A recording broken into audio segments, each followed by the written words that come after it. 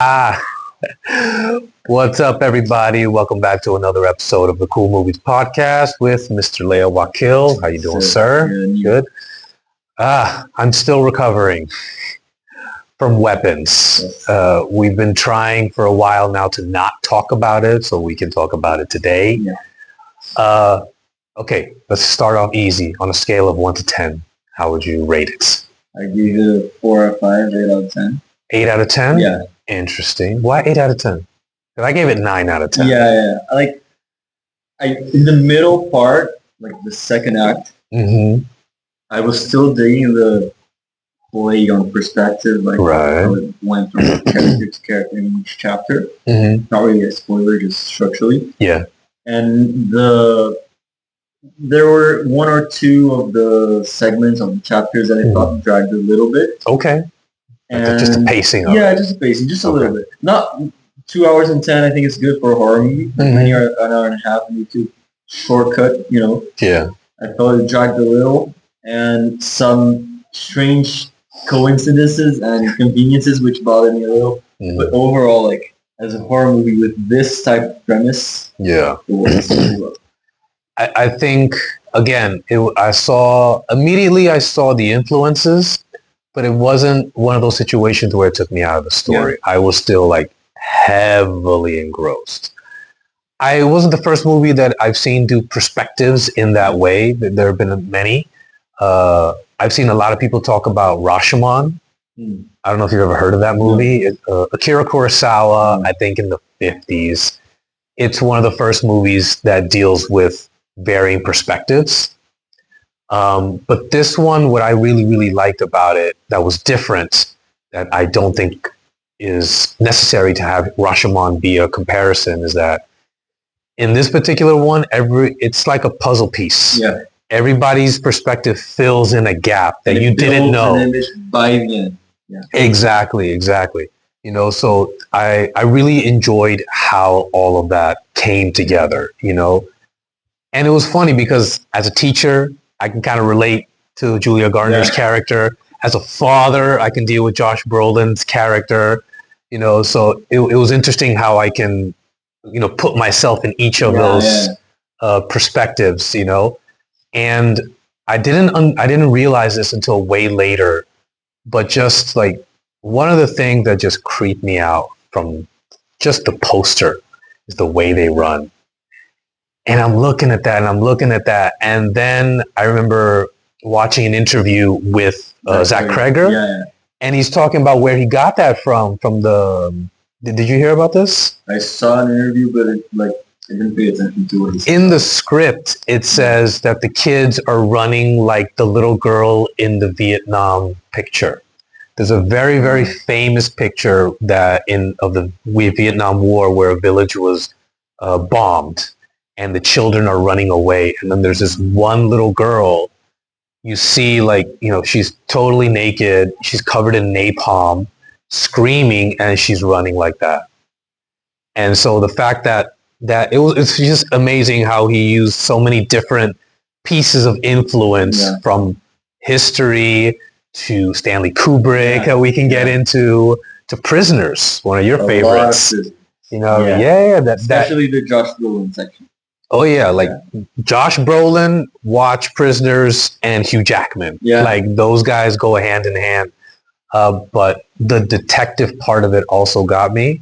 And also look, I am not a horror guy. Yeah. At all.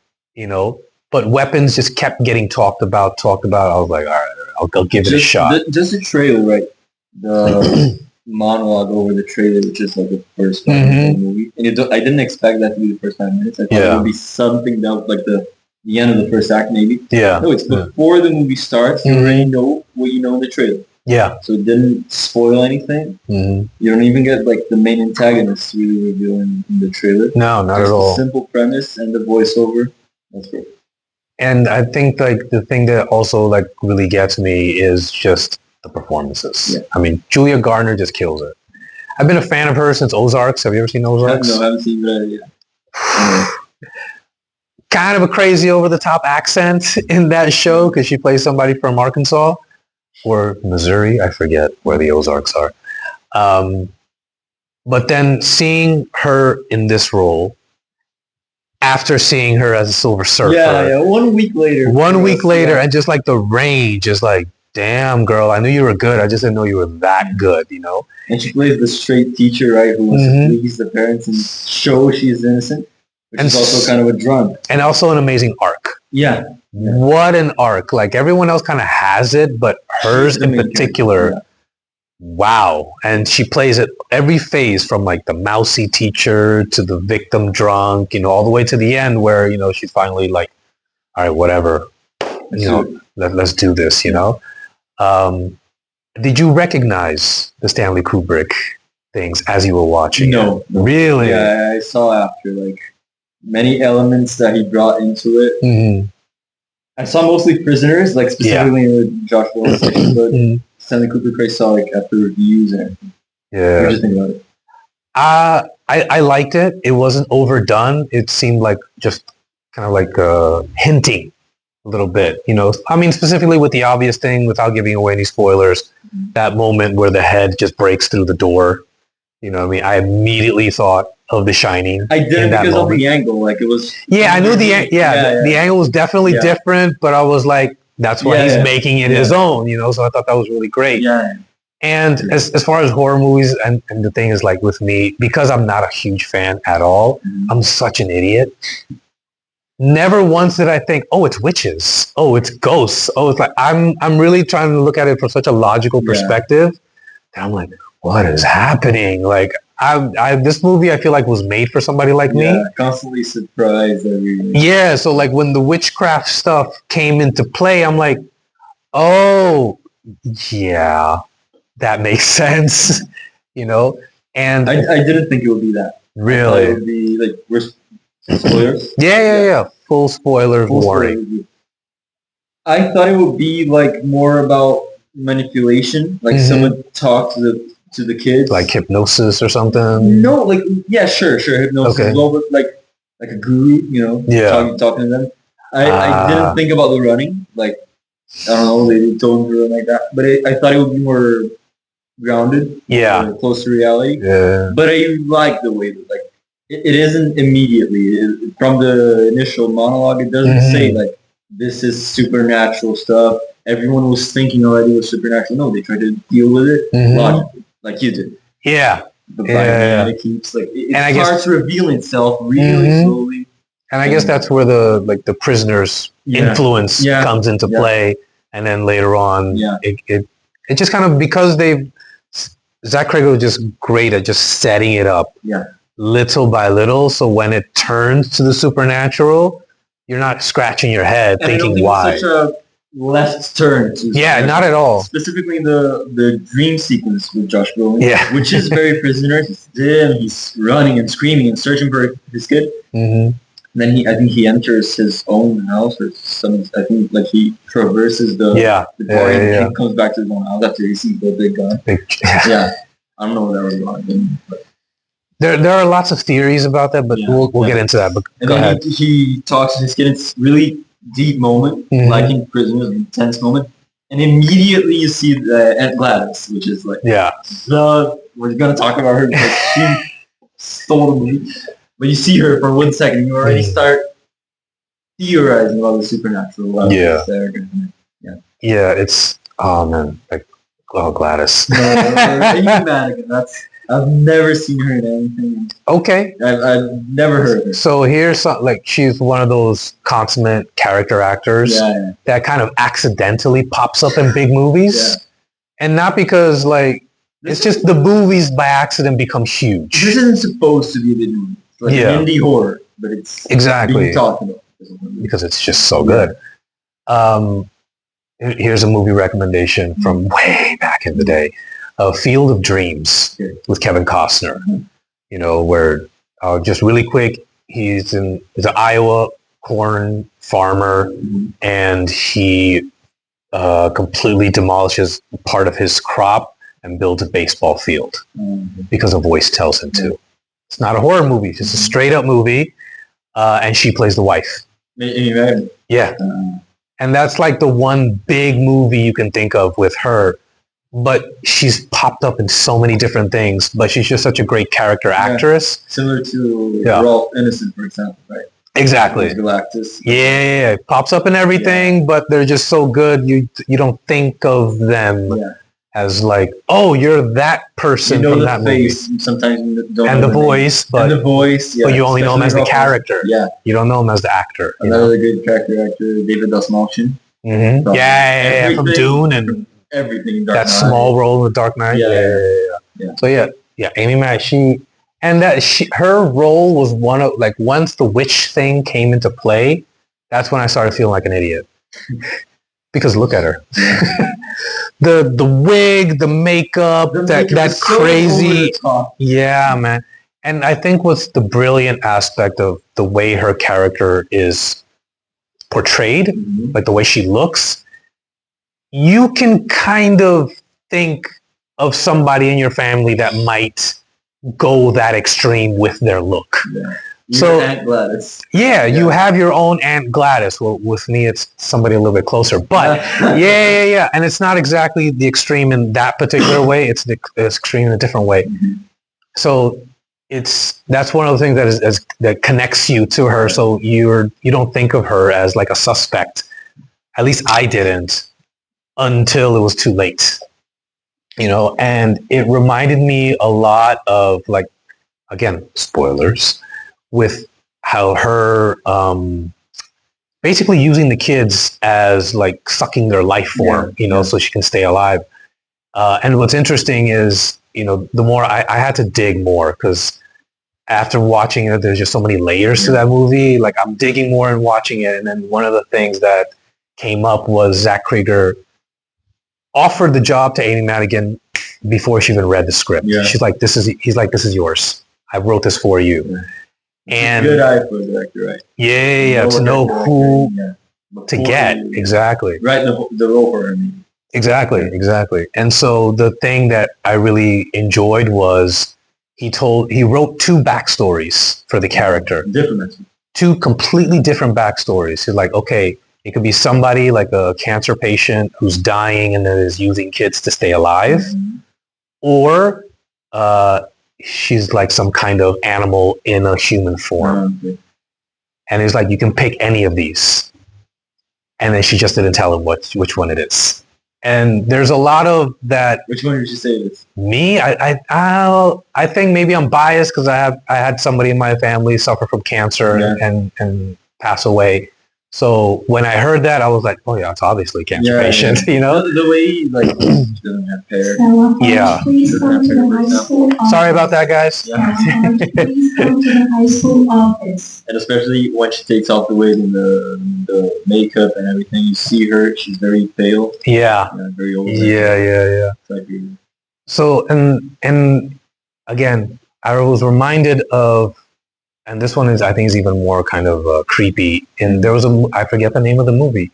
It's a Tyler Perry movie where this woman makes a friend, this older woman, she's in her 50s. She makes a friend her own age. Friend introduces her to a guy, younger guy. They fall in love. And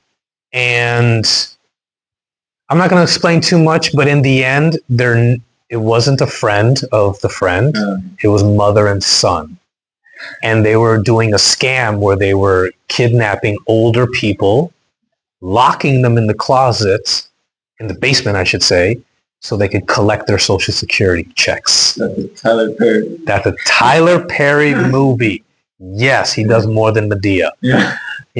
And it hooks you in. Because the premise of it in general is like this woman kills the guy that she married, and now she's on trial.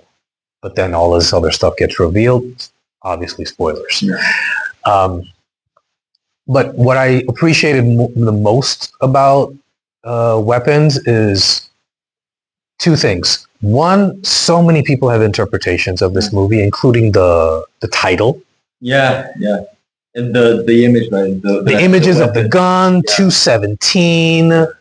The number. I even there was even a reference not just to Stanley Kubrick, but how one of the kids that goes missing, his name is Matthew. It's his son, Josh Brolin's son. Yeah. Oh yeah, exactly. And in the Bible, if you go to chapter 2, verse 17 of Matthew, it says something about the slaughter of the innocents. Now, I don't think he thought that deeply of it, but there's so many different layers to it, which is what I think makes a great story and a great movie. And when they asked Zach Creggers about it, he's like, I don't know, it's up to you guys. He just kind of leaves it there. Which is as an author, that's what he should do, right? Right. I mean, he wrote it. I mean, I don't even think an author should think about those things. Just kind of get it out and get it as good as you can as a story. Even and then there are some deep thematic levels, like a mass panic and the whole town blaming on the teacher. It's a cool horror movie still. Exactly. Yeah. It's still a tight story. You know what I mean? And, you can say, like, it's a meditation on trauma and, I don't so many different things. That's one of the, like, many people overly analyzing the film. Like, I don't think it's as deep. Content for YouTube. Of course. But, like, I don't think it's as layered as... I do think, like, Zach Creggers is in the conversation as Jordan Peele, Arias, and... Yeah. Oh, I got a cool story about Jordan Peele that connects to this. Yeah. Okay. And like Jordan Peele adds many layers and a lot thematic going on. Yeah. Have you seen Barbarian? No, you told me about it, but I have not seen Barbarian. And Barbarian, like he does go a little deeper. It's not as deep as the other ones, but I don't think Weapons does as much thematically. But I think it substitutes that. It makes up for it with the humor. Yeah. This movie is hilarious. It is funny, and I really like how we did that because, he is a comedic writer to begin with, just like Jordan Peele. And on the surface, I guess people don't understand the connection between the two, but the main thing is like building tension and releasing it. Only with horror, it's scary. It's like, to have that moment, and he's so great at it. And the thing with Jordan Peele, so this is really inside baseball stuff, but I couldn't help myself. So Zach Creggers wrote this on spec. Like you've heard that expression before, right? When you write something on spec in Hollywood, is like you're not hired. You just write it for yourself and then you sell it. Of course. Yeah. Yeah. And so for the viewing audience, he wrote it, pitched it to a bunch of studios. A lot of them said no. He was selling the script. Yeah. And then New Line came, and then he accepted that offer with New Line Films because they offered him the most amount of money. But Monkey Paws Production, Jordan Peele's company, also wanted to buy it, but it ended up not happening. And Jordan Peele got so pissed that he fired his managers. Everyone. Yeah, fired everybody. And the thing that's funny is that Jordan Peele's managers are Zach Creggers' managers. So it was almost... They couldn't get a script from their own... Well, why would they? Because if they did it with New Line, they would get more money. Yeah. So I get there, but But anyways, it all worked out for the best. This is a story that has been coming from, like, I think part of the hype from the movie, at least from the people I listen to, is this story. Like, we've known this for a year. The script that Jordan Peele couldn't have. Yeah, that he couldn't get. And he's like, why couldn't I get? Well, now you know why. He wouldn't direct it, I think, right? It would be his production company. Yeah, it was his production company that was going to finance it and then, probably make a deal just like New Line did to distribute it. Just to come back to Barbarian. Yeah, tell me about this movie. I think like a failed Airbnb story, something like that. I saw it one day before I saw Weapons. Okay. And I couldn't watch it on my TV, so I just watched it on my phone really close up just to feel it. The consensus I feel is that Weapons is a step up from Barbarian. Okay. I'm not saying it's a step down. I just like Barbarian a little more. Okay. You can see a lot of Barbarian in Weapons, structure-wise. Yeah. Perspectives, leaning very much into the lore in the third act. Barbarian is a failed Airbnb story. It's about this girl who's finding a job in a new town, and she rents a house in this very sketchy neighborhood, and it's Bill Skarsgård is already in the house. Ah, okay. But anyways. I was trying to think of there's somebody known in that movie. And what do? We don't know if he's there on purpose. He knows she's gonna get there.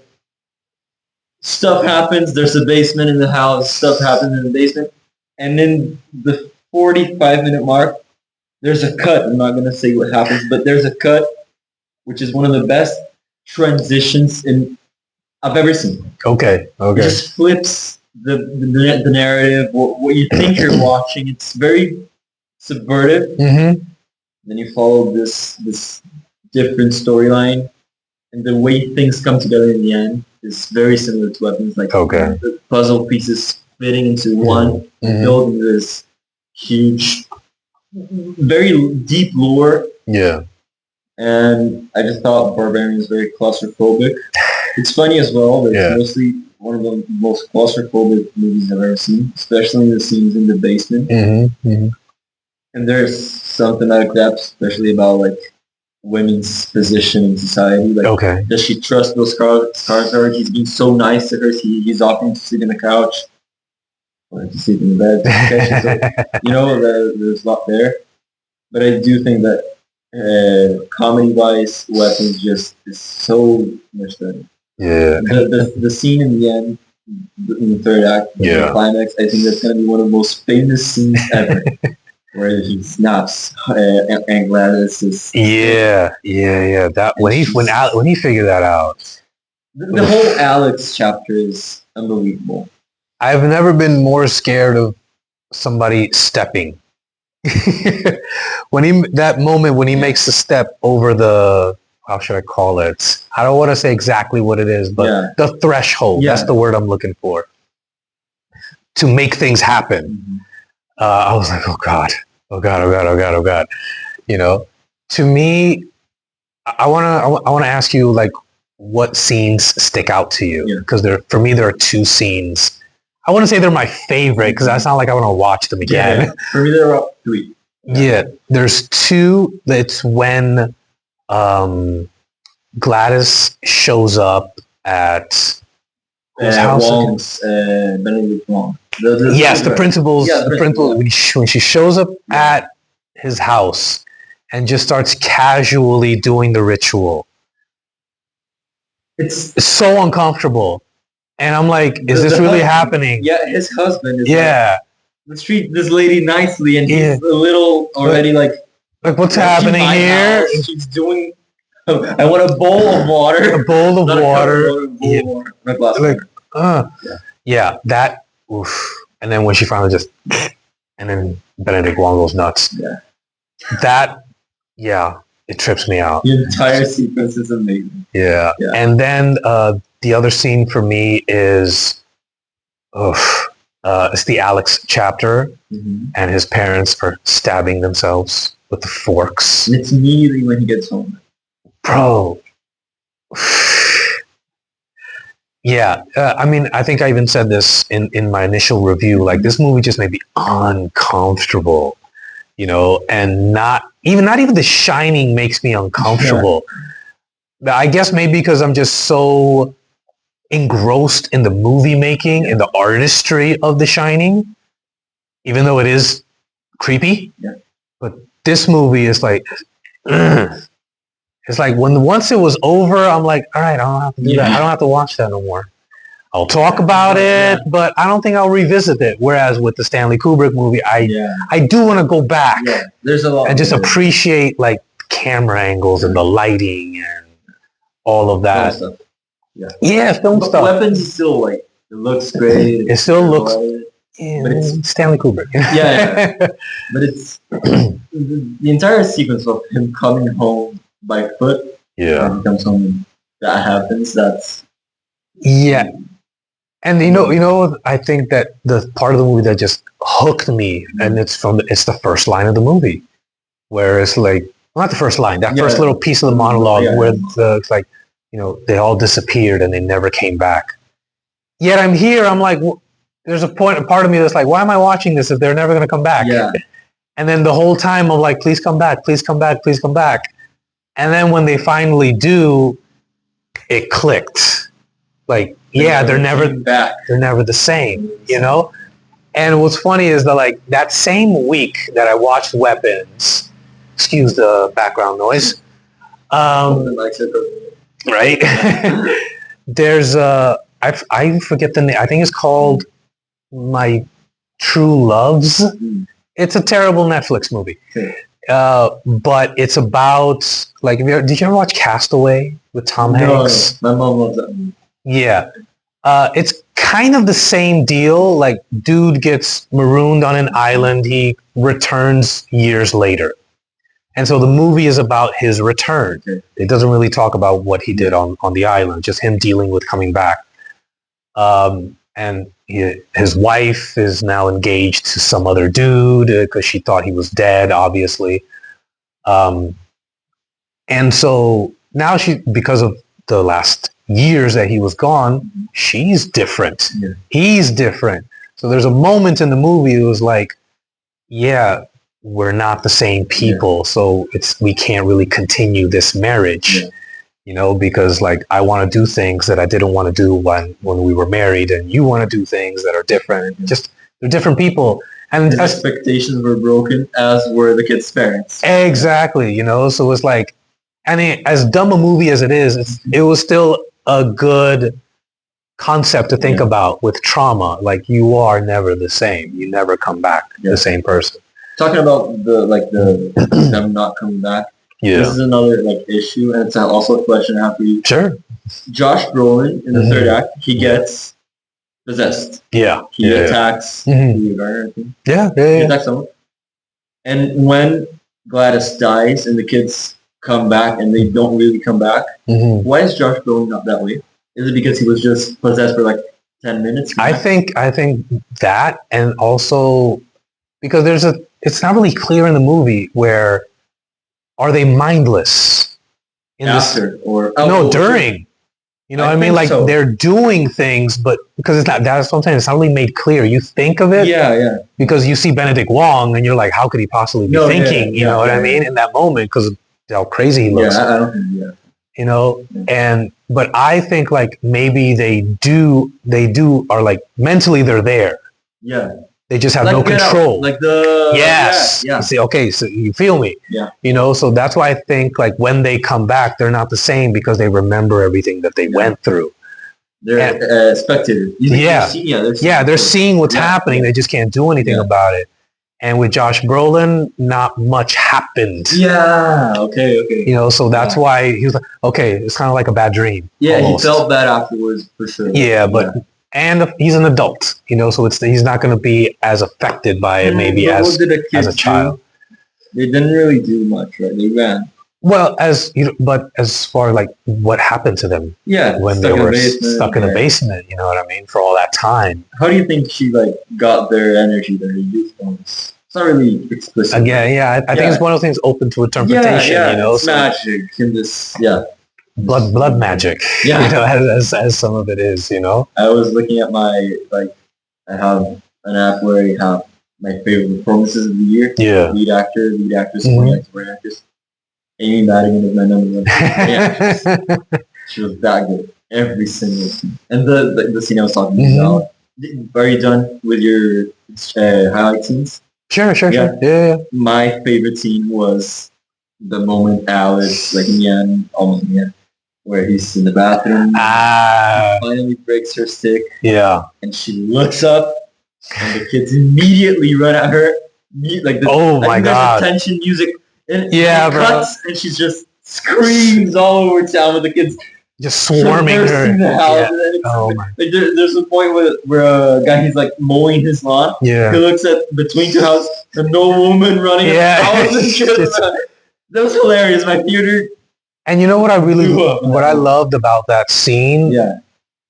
There's a catharsis that you feel when they just break through windows and doors, just get out of the house. It breaks the tension. It's a one of those movies. Moment because it's a resolution, like an emotional resolution, right? Because they're still kind of possessed. Yeah. You know, but they're out. Yeah. You know what I mean? So it's like, okay, it's just a matter of time now until they're, you know, not possessed. It takes some time. It's like a 5-minute scene. But when just when they get out, you're like, yeah, okay.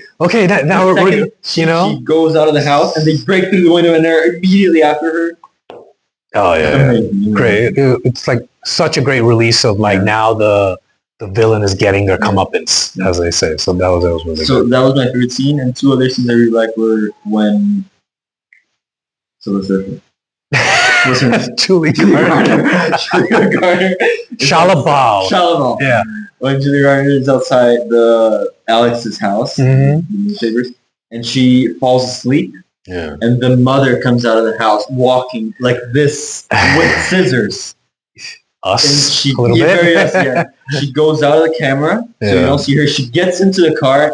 You're thinking she's gonna kill Julie Garner. She just cuts her hair. You don't know what that is. That was creepy.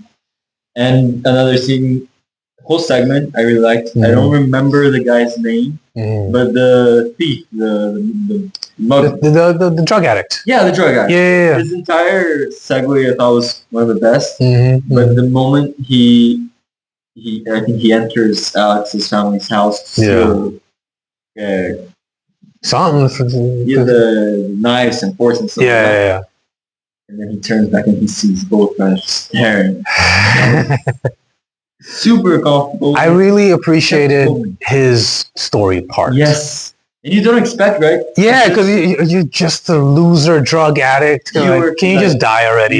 You know? Yeah, but then when you see like how important his part is, you're like, again, I felt like an idiot. But I shouldn't have judged. You know, that's kind of how I felt about it. Yeah. Everyone's things were amazing. Yeah. The cop, not so much. Yeah, I didn't really dig it. I was talk about the cop, but it's the shortest one, right? Yes, thankfully, I wasn't too much of a. It didn't hit me as much as like Archer or Alex. You know, like Alex, intense. I thought the kid was amazing. Yeah, I don't know how you do that, man. To see the parents with the forks.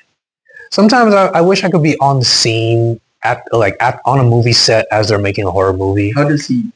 Like, how do you do those moments like without like the background, without the sound design or the music? Like, how do you create that? You know, I always wondered that, but yeah, I'm good. I'll just enjoy thinking about it. Don't really watch as much. All right. Any closing thoughts on Weapons? Great movie. I know many people don't love the third act as much. I think that's my favorite. Great. Yes. Yeah, but some people are like, it falls a little bit off. I think so I think it's consistent horror movie. Very interesting. Not as good as Barbarian for me, but funny is iconic on it. All right. Okay. For the last little bit, I want to make you feel stupid and young, while I'll feel just really old. Old and wise. Old and we'll see. All right. So I've been talking about movies from the 90s. 90s are the best decade in history of films.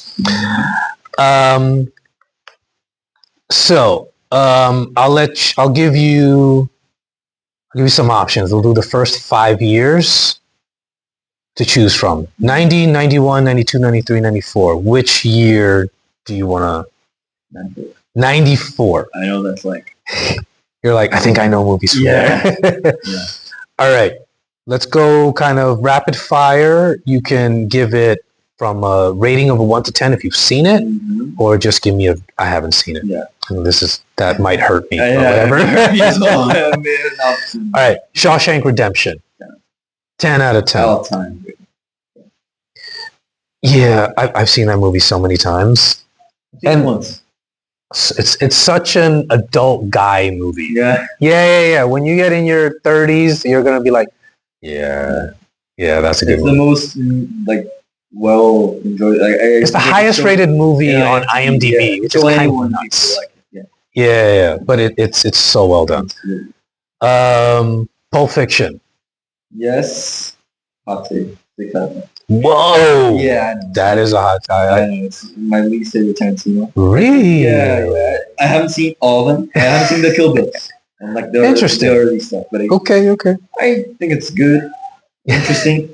I I'll talk. Let me just talk a little bit about one thing about Pulp Fiction that I really love, because one of the things that Tarantino has talked about a lot is stories need to unfold. Yeah. He's not interested in stories where you know where it's going. It's like you got to go along with the characters, and then it's not supposed to happen how you think it's going to happen. And it's so beautifully done in the Vincent Vega and Mia Wallace part of the movie. Because you hear the setup in the beginning of the movie, it's like, oh, you know, Marcellus wants me to take his wife out. And it's like, already it's like, oh, okay, you're going to take her out, show her a good time. What's going to happen between you two? Don't forget, it's the boss's wife, etc. So in the back of your mind, you're thinking that.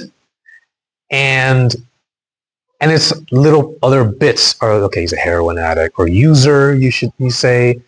She likes to use cocaine. And so like these things are set up so you think like, oh, because they like to get high, they'll get high together and something will happen. Not thinking that by the end of the night, she's going to find his drugs. She's going to do it. And then she's going to overdose and almost die. And he's kind of freaking out of how to do it. You never expect that to happen. So like the tension of, as soon as, you know, there's that moment where she's like, you know, and he's driving like a maniac to where he got the drugs of like, she's dying on me, man. And like, oh my God, holy crap, it's going to happen. So, and then like, you know, okay, she comes back to life. It's all good, etc. That's a perfect way of like, you don't think that's what's going to happen as the story is unfolding, you know? Okay, let's move on because we only got a couple minutes left. Forrest Gump. Love it. I love it. 10 out of 10? Yes. 9.5. Yeah, okay, fine. Yeah. All right, I'll deal with Maybe when I first saw it like 4 years ago. Okay. Yeah. Usual Suspects. Okay, Leon the Professional. I haven't. Lion King. Oh, yes. No. Okay, Speed. Dumb and Dumber. I have some parts of it. Okay, The Mask. True Lies. No. Interview with the Vampire. You're killing me, man. Yeah. Ace Ventura, Pet Detective. No. The Crow. No. With Honors. 4 Weddings and a Funeral. Clerks. Nope. Time Cop. Nope. You're Brazilian. How dare you not have seen a Van Damme movie? Sorry. Little Giants. Fresh. No. PCU. Nope. Don Juan DeMarco. Nope. And we're done. All right. I know. Maybe other years. Okay. 1993. We'll get to those, right? Okay, but no. You've seen some important ones. Yeah, though. The first three, which are the best picture contenders, right? Yes. Yeah, I forgot about that. Yeah, that's true. I would have picked Shawshank, but Fun fact about The Usual Suspects, written by Christopher McQuarrie. Oh, yeah. Yes, and he won the Oscar for that. Christopher McQuarrie is an Oscar winner. Oscar-winning screenwriter, best original screenplay. Let me see. I have I'll say I have a theory. Do you know the movie Colombiana? I have heard of it. Okay, I have a theory that that Colombiana is the sequel to that. To the end of it. Yeah, even though it was supposed to be the sequel, and like Natalie Portman was like, yeah. And then he reworked it because it's still the same guy, Luc Besson. Mm-hmm. Let me see. You do realize that 94 was the year of Jim Carrey, right? Yeah. 3 movies, 3 classics in there. True Lies, James Cameron. Yeah. One of the few movies that is like, it's kind of one of the few that he's done that is like, it's on its own. Yeah. It's not like it's connected to any franchise. Yeah. Let me see. Now, I do have to admit, some of these are just my personal favorites. Yeah. Time Cop. I have a huge Van Damme fan. He's one of my heroes. Little Giants, a kid's sports movie. So it's about American football. It's amazing. Fresh, I highly recommend. It's one of Samuel L. Jackson's early 90s movies where he doesn't have a big part in it. It's about a little kid who works for two different gangs in New York, and he pits them against each other so he could be free of them, and for revenge purposes as well. PCU, I believe, is the spiritual sequel to Animal House. You know, and it told the future of how campus life ended up being in the States now with politically correct thing. Like PCU is like a play on it. It's like Port Chester University in the movie, but politically correct university. And then you see how that goes. All right, I think we got to wrap that up. Okay. All right. Thank you very much, sir. Yes, sir. Thank you all for coming out. Don't forget to tip your waitress, and we'll see you next time.